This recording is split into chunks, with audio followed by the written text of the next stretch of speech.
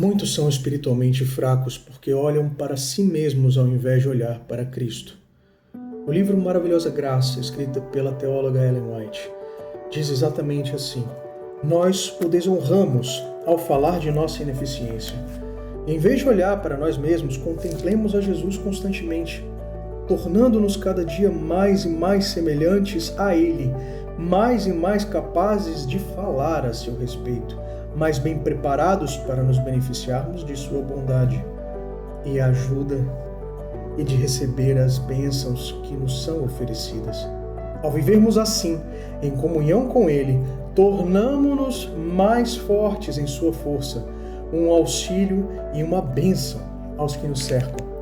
Eu sou Igor Mascarenhas, um mero estudante da Bíblia, e esses são seus 4 minutos com Deus. Hoje nós vamos aprender o que significa contemplar o Senhor Jesus na prática, porque nós sabemos que tem um verso que diz: pela contemplação, pelo muito contemplar, vocês são transformados. Mas como eu faço isso na prática? Que aspectos da vida de Jesus, ao eu observar e eu tentar reproduzir, me fazem uma versão melhor de mim mesmo? Então, seguindo o ápice do nosso estudo da lição, orgulho e humildade, hoje nós vamos olhar para Cristo. Eu separei alguns versos especiais para que nós possamos entender qual foi o exemplo que Ele nos deixou e o que Ele espera de nós.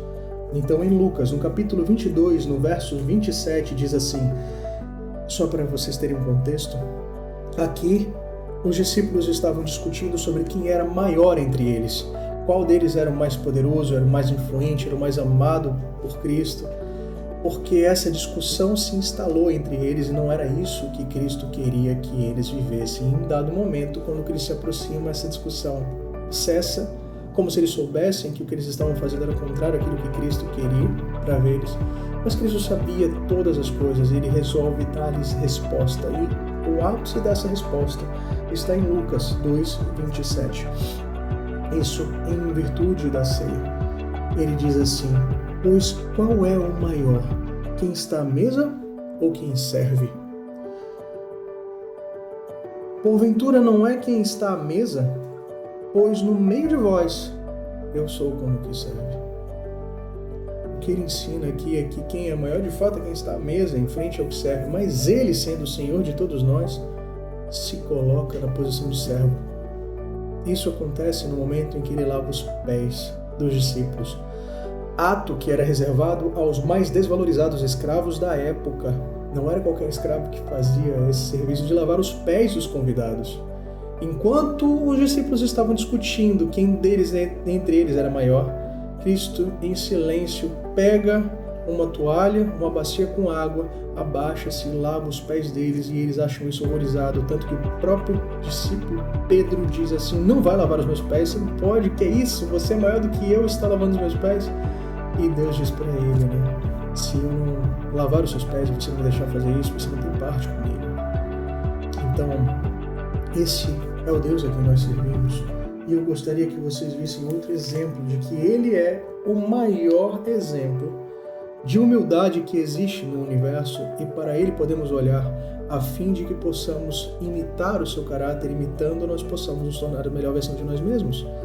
Porque aqui, em Filipenses 2, no verso 5, diz assim: tende em vós mesmos o sentimento que houve também em Cristo Jesus, pois Ele, subsistindo em forma de Deus, não tomou para si como se apegou, seu ser igual a Deus. Antes a si mesmo se esvaziou, assumindo a forma de servo, tornando-se em semelhança a homens, e reconhecido em figura humana, a si mesmo se humilhou, tornando-se obediente até a morte, e morte de cruz.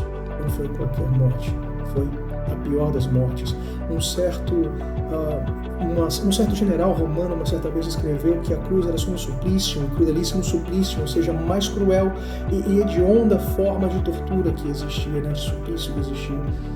E Ele escolheu morrer e se entregar por nós. Esse é o exemplo de humildade que temos. Se você quer ser este homem, assim como Moisés seguiu e se tornou humilde também pela prática dos 40 anos de deserto, ore comigo. Querido Santo e Eterno Deus, obrigado porque mais uma vez aprendemos da Tua Palavra. Obrigado porque o Senhor nos protege. Obrigado porque o Senhor mantém o maior exemplo de todos no universo sendo o teu Filho, e que podemos olhar para ele porque ele não só andou entre nós, mas deixou os exemplos para que nós possamos segui-lo. Faça-se a sua vontade em nossas vidas, nos abençoa e nos guarda. Em humildade te pedimos que substitua o nosso coração por um coração disposto a obedecê-lo e nos molda a sua imagem e semelhança para a honra e glória do teu nome, por Cristo Jesus. Amém. Deus os abençoe.